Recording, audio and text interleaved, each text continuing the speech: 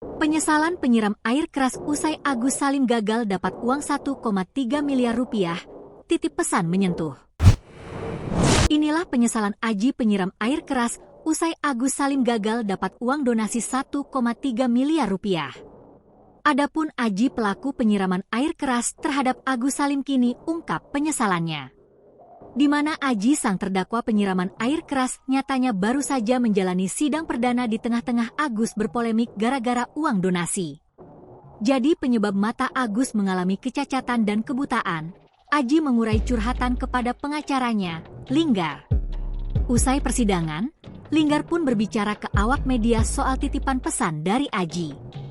Khusus untuk Agus, Aji mengurai pesan menyentuh yakni rasa penyesalan yang mendalam. Aji sangat menyesal. Dia sangat menyesal. Bahkan baru kemarin saya berbincang langsung dengan Aji, dia sangat menyesali ini. Yang sangat disesali adalah akhirnya dampak ini psikologisnya langsung kepada keluarganya Aji, ungkap Linggar.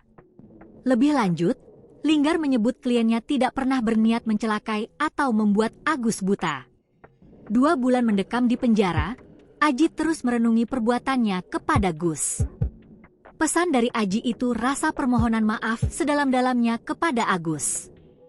Karena emosi yang tidak terkontrol saat kejadian itu. Aji juga sudah ditahan sejak 2 September. Agus juga jadi bahan renungan untuk Aji.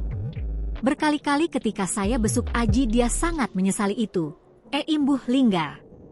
Selain mengurai pesan titipan dari Aji, Linggar juga menanggapi soal kisruh donasi untuk Agus. Dalam tanggapannya, Linggar tampak bijak dengan menyebut pihaknya enggan ikut campur terlalu dalam. Namun mewakili Aji, Linggar berharap agar Agus bisa mendapatkan pengobatan yang layak serta Novi tidak trauma membantu orang lemah. Perihal jalannya persidangan, Linggar mengurai pembelaan untuk Aji.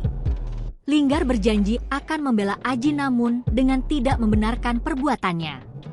Linggar menyebut ingin Aji dapat hukuman yang setimpal dengan perbuatannya.